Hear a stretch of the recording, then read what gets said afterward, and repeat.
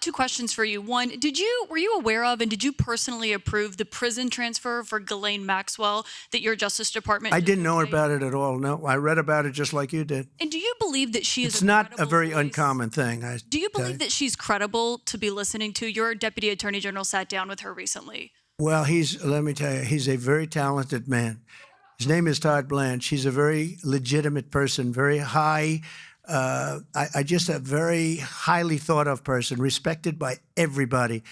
And I didn't talk to him about it, but I will tell you that whatever he asked would be totally appropriate, and it's not an uncommon thing to do that.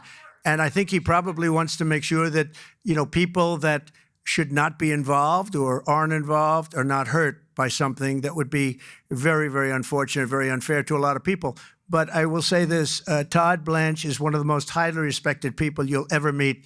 So I know this. I didn't discuss it with him, but anything he talked about with her or the fact that he did that, not unusual, number one, and most importantly is something that would be totally above board. Please. Yeah, please, go ahead. Thanks, Mr. President. Mr. President, how much more would you like DOJ to cut from the federal government? Well, it's not so much DOJ anymore. And by the way, I have to say that somebody from DOJ was very badly hurt last night. You saw that. A young man who was beat up by a bunch of thugs in D.C. And either they're going to straighten their act out in the terms of government and in terms of protection, or we're going to have to federalize and run it the way it's supposed to be run. But it's not a question of DOJ. We have great people, secretaries and all, working with DOJ and cutting with I said with a scalpel as opposed with an axe. They're cutting with a fine-tooth comb, and they're getting rid of people that aren't doing their job or bad people or bad things, bad policy, et cetera, et cetera. And I think we've been very successful in that. And there's more cutting to do, but there's also more getting. We want smart people in government. Our country is doing great.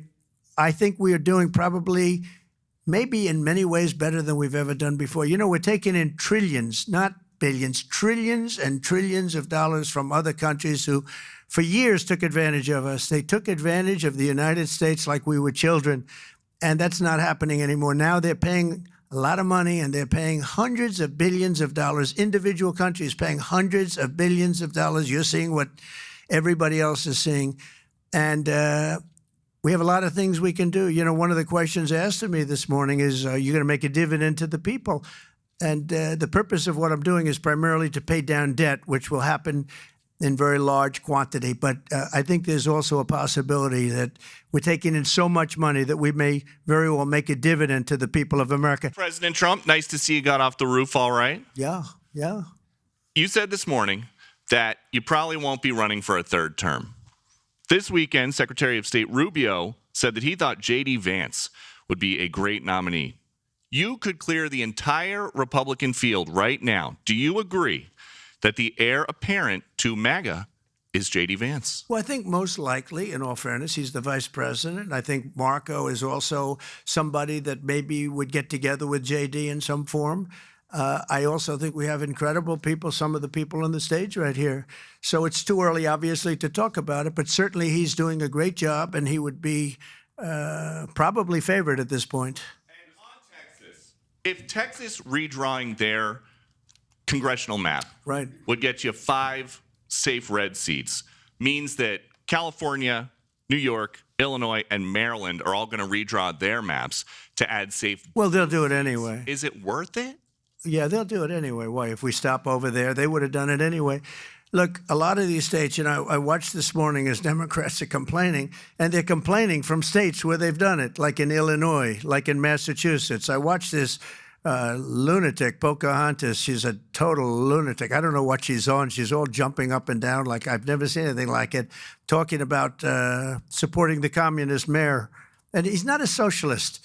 He's a communist, okay? This is not a socialist man. This is a communist. If you look at any of his policies and go back 6 months, you don't even have to go back further than that. So they want to put a communist in New York. Now, the good news is we have a lot of power over that because we're the ones with the money. We send the money. We don't send the money. It's up to the White House, a lot of power in the White House. But when I watched her jumping up and down talking about that and supporting the communists, but if you look at what's going on with the redistricting or whatever you want to call it, The Democrats have done it long before we started. They've done it all over the place. They did it in New York. They did it in a lot of different states.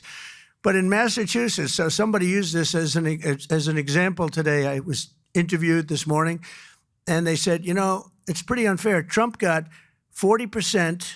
I'm not proud of that, but I think I probably got more, but that's okay. I got 40% in Massachusetts, and yet they have 100% of the vote in terms of Congress.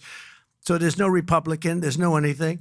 So we should have 40%. You know why? They redistricted, and they've done it all over the place. And they've done it in California, by the way. Before this, they've done it in California.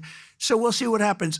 We have a wonderful governor in Texas. He feels strongly about it. It's going to be up to him. I think there's tremendous support for it. And, you know, we've watched the Democrats destroy our country in 4 years. They've destroyed, between their open borders that we talked about, transgender for everybody, all of the horrible things that they've done, high taxes, horrible medical provision for people. We've watched them destroy our country for 4 years, and people don't want that. And people in Texas, as you saw, I got the highest vote in the history of Texas. I love Texas. Texas likes me, obviously.